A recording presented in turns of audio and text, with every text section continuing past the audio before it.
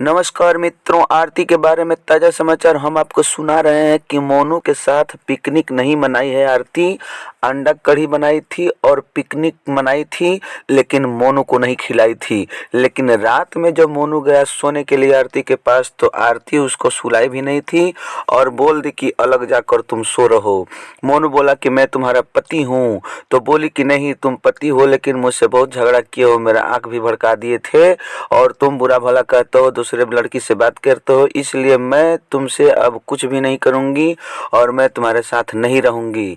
मैं अकेले छोटू के नाम पे अपना जीवन काट लूँगी, लेकिन तुम्हारे साथ न खाऊंगी, न पीऊँगी, न रहूँगी, न सोऊंगी।